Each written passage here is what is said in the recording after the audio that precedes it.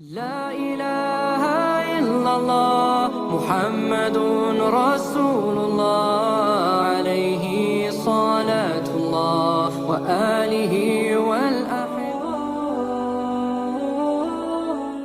Assalamualaikum warahmatullahi wabarakatuh.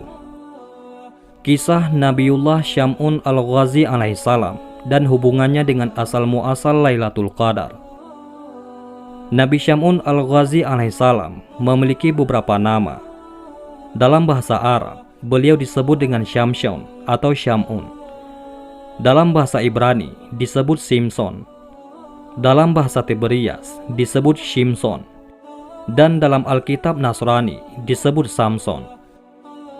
Nama Syam'un sendiri artinya yang berasal dari matahari. Sedangkan Al-Ghazi artinya yang berasal dari Ghazi, yaitu Gaza, Palestina sekarang. Suatu ketika Nabi Muhammad SAW berkumpul bersama para sahabat di bulan suci Ramadan.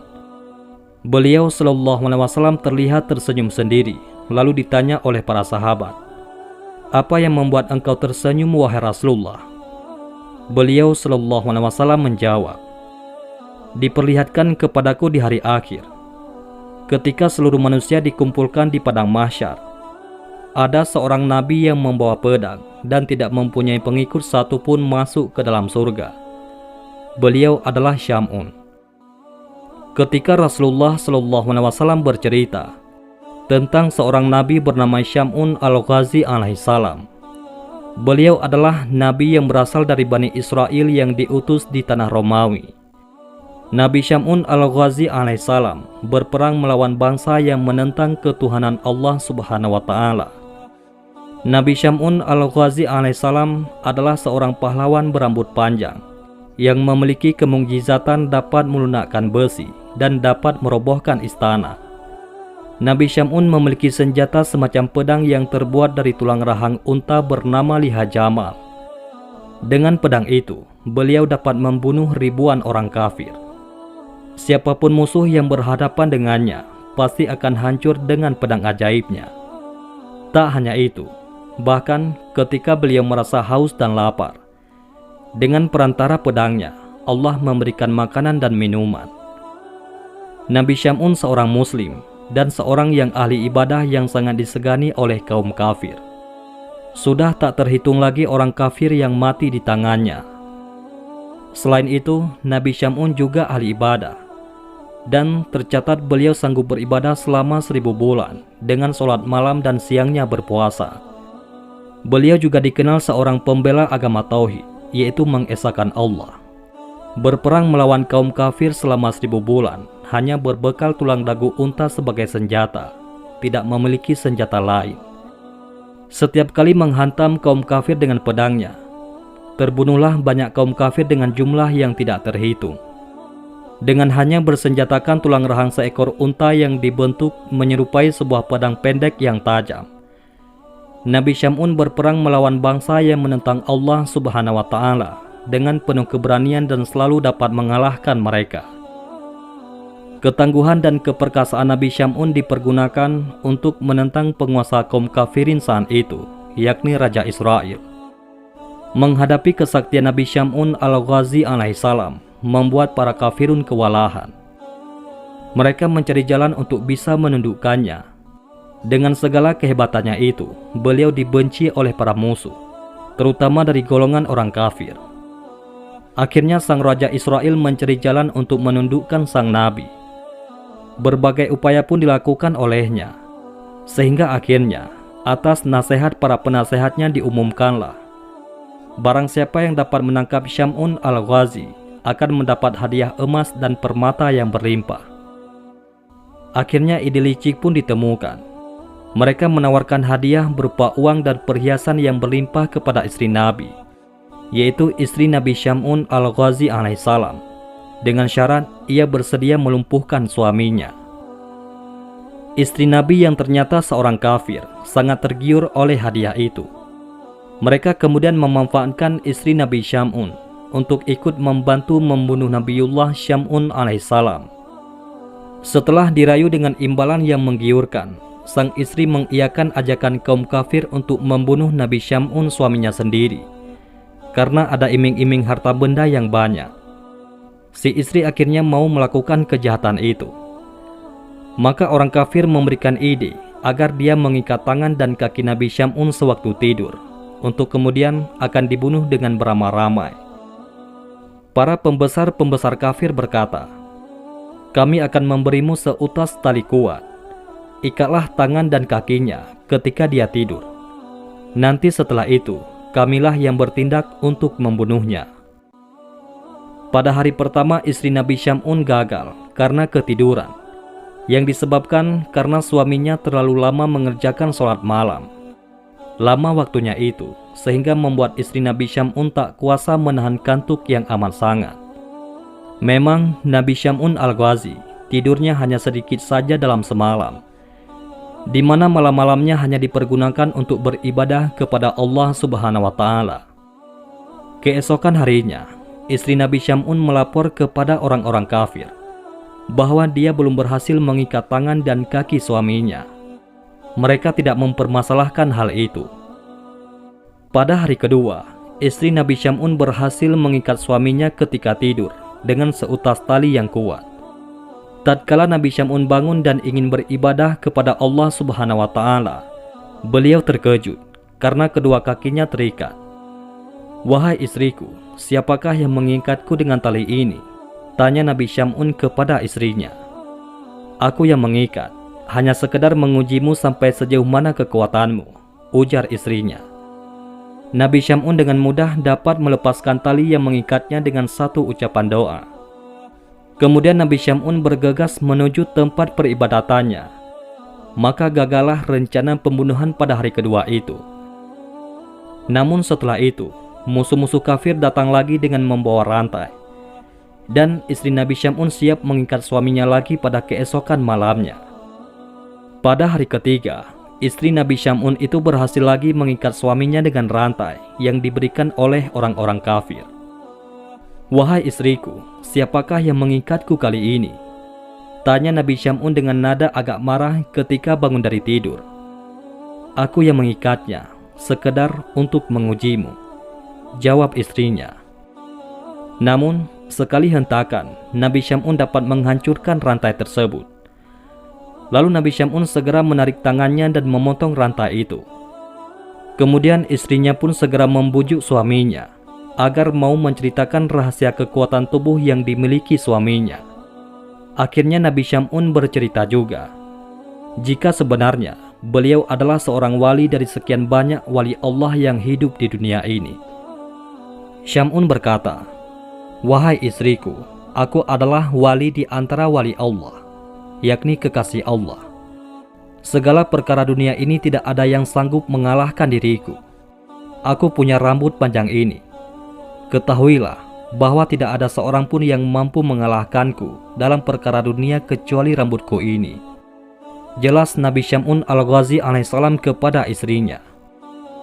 Nabi Syam'un memang memiliki rambut yang panjang, dan panjangnya digambarkan bahwa ujung rambutnya akan menyentuh tanah saat Nabi Syam'un berdiri. Karena sudah mengetahui kelemahan suaminya, akhirnya pada saat Nabi Syam'un tidur, mulailah istrinya mengikat tangan Nabi Syam'un dengan 4 helai rambutnya, dan mengikat pula kakinya dengan 4 helai rambut milik Nabi Syam'un, sementara beliau tetap dalam tidurnya. Setelah bangun, Nabi Syam'un bertanya, "Wahai istriku, siapakah yang mengikatku ini?" "Aku, untuk mengujimu," jawab istrinya yang mulai ketakutan. Setelah itu Nabi Syam'un berusaha dengan sekuat tenaga untuk melepaskan ikatan itu. Namun beliau tidak berdaya untuk memotongnya. Si istri langsung saja memberitahukan kepada kaum kafir tentang hal ini. Nabi Syam'un alaihissalam lalu dibawa ke istana ke hadapan raja para kafirun, lalu diikat pada tiang istana dan dipertontonkan kepada khalayak istana. Mulailah mereka memotong kedua telinga, bibir, kedua tangan dan kakinya. Tidak hanya itu, Nabi juga disiksa dengan dibutakan kedua matanya. Mereka menyiksa Nabi dengan tujuan agar beliau mati secara perlahan-lahan. Istrinya yang jahat ikut pula menyaksikan penyiksaan tersebut tanpa rasa belas kasihan sedikit pun. Begitu hebatnya siksaan tersebut, membuat Allah Subhanahu wa Ta'ala lewat perantaraan malaikat Jibril berbicara dengan suaranya yang hanya bisa didengar oleh Nabi Syam'un alaihissalam. Wahai Syam'un, apa yang engkau inginkan? Aku akan menindak mereka. Nabi Syam'un menjawab, Ya Allah, berikanlah kekuatan kepadaku hingga aku mampu menggerakkan tiang istana ini, dan akan kuhancurkan mereka dengan kekuatan darimu ya Allah.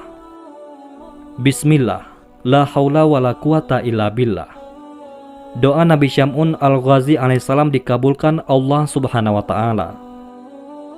Allah Subhanahu wa Ta'ala memberi kekuatan kepada Nabi Syam'un yang kekuatannya tidak bisa dibayangkan dan melebihi kekuatan dari rambutnya sendiri. Maka dengan seizin Allah, Nabi Syam'un al-Ghazi alaihissalam menggoyangkan tiang istana tersebut. Nabi Syam'un hanya beringsut sedikit saja, putuslah tali rambut itu. Bahkan tiang itu pun rubuh menimpa raja kafir bersama seluruh khalayak istana, termasuk istrinya yang durhaka dan orang-orang yang telah menyiksanya. Tiangnya juga ikut roboh dan hancur. Istana yang dijadikan tempat pembantaian itu juga turut hancur, dan atapnya menimpa orang-orang kafir dan semuanya mati. Hanya Nabi Syam'un sendiri yang selamat. Lalu Allah mengembalikan seluruh anggota badan yang telah terpotong dan menyembuhkan segala yang beliau rasa sakit itu. Setelah peristiwa itu, Nabi Syam'un al-Ghazi alaihissalam bersumpah kepada Allah Subhanahu wa Ta'ala akan menembus semua dosanya dengan berjuang menumpas semua kebatilan dan kekufuran selama 1000 bulan tanpa henti. Nabi Syam'un menyibukkan diri dalam beribadah kepada Allah Subhanahu wa Ta'ala. Malam hari dilalui dengan memperbanyak sholat malam, sedangkan siangnya beliau berpuasa. Nabi Syam'un menjalankan ibadahnya selama 1000 bulan hingga ajalnya tiba. Setelah mendengar kisah Nabi Syam'un al-Ghazi alaihissalam, para sahabat Rasulullah SAW menangis terharu. Lalu para sahabat bertanya kepada Rasulullah SAW, Ya Rasulullah, tahukah baginda akan pahalanya? Rasulullah SAW menjawab, Aku tidak mengetahuinya. Setelah Rasulullah SAW selesai berkisah, Allah Subhanahu wa Ta'ala menyuruh malaikat Jibril datang kepada Nabi SAW dan menurunkan surat Al-Qadar. Wahai Muhammad, Allah memberi Lailatul Qadar kepadamu dan umatmu. Ibadah pada malam itu lebih utama daripada ibadah 1000 bulan, ujar malaikat Jibril alaihissalam. Allah Subhanahu wa Ta'ala berfirman dalam surat Al-Qadar ayat 1-5. Sesungguhnya kami telah menurunkannya Al-Quran pada malam kemuliaan. Dan tahukah kamu apakah malam kemuliaan itu? Malam kemuliaan itu lebih baik dari 1000 bulan. Pada malam itu turun malaikat-malaikat dan malaikat Jibril dengan izin Tuhannya untuk mengatur segala urusan. Malam itu penuh kesejahteraan sampai terbit fajar. Quran Surat Al-Qadar ayat 1-5.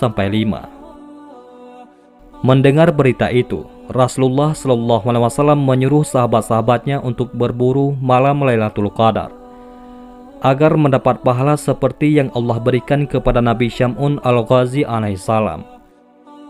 Apabila fajar telah terbit di malam Qadar, maka malaikat Jibril berkata, Wahai para malaikat, berkumpullah kemari. Para malaikat berkata, Ya Jibril, apa yang Allah perbuat untuk kaum muslimin di malam ini dari umat Nabi Muhammad SAW?